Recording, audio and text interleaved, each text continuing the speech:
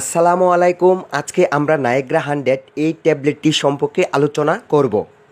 Niagara মূলত delta Pharma limited এর একটি মেডিসিন, যেটার নাম হচ্ছে নায়েগ্রা।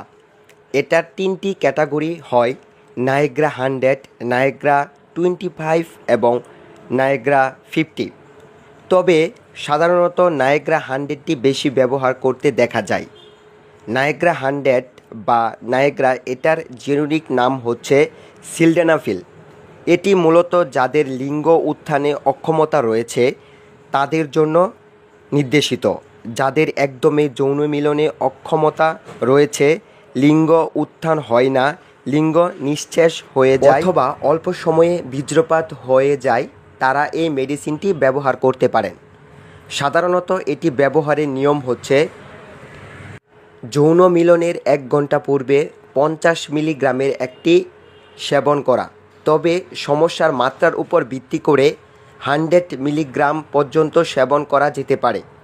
যৌন মিলনের মিনিমাম 1 ঘন্টা পূর্বে এটা ব্যবহার করতে হবে।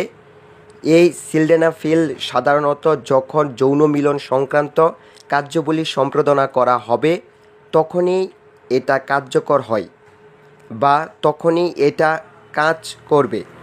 অন্য সময়ে অন্য কাজে ব্যস্ত থাকলে এই ওষুধটি সমস্যা তৈরি করবে না। সিলডেনাফিল পার্শ্ব প্রতিক্রিয়া নিশ্চয়ই রয়েছে। যদি আপনি এটি ব্যবহার করেন, হয়তোবা আপনার ক্ষেত্রে মাথা ব্যথা করা, মুখমণ্ডলে লালচে দাগ পড়া, বদ হজম সৃষ্টি হওয়া, চোখের ঝাপসা দেখা, ঝিমঝিম ভাব হওয়া, নাসা বন্ধ হয়ে যাওয়া ইত্যাদি সমস্যা হতে পারে। সতর্কতা: যাদের হৃদরোগের সমস্যা রয়েছে, উচ্চ রক্তচাপ রয়েছে, তাদের ক্ষেত্রে এটি নিষিদ্ধ। এছাড়া যাদের যকৃৎ কিংবা কিডনিতে সমস্যা রয়েছে তারাও এই ওষুধটি এড়িয়ে চলবেন। তবে নিশ্চয়ই আপনারা বুঝতে পারছেন এই মেডিসিনটির উপকারিতা বা কার্যকরী সম্পর্কে। যা বললাম এই ছিল নায়েগ্রা 100 মেডিসিন সম্পর্কে বর্ণনা। অনেকে ইউটিউব, ফেসবুক অথবা অনলাইন প্ল্যাটফর্মে ভিডিও দেখে ওষুধ বা মেডিসিন সেবন করা থেকে বিরত থাকুন।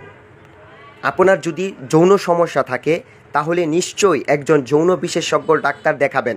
তিনি আপনাকে যেই ওষুধটি রেফার করবেন সেই ওষুধটি সেবন করবেন। নিজ ইচ্ছা মতে যে কোনো ওষুধ সেবন করা থেকে বিরত থাকুন।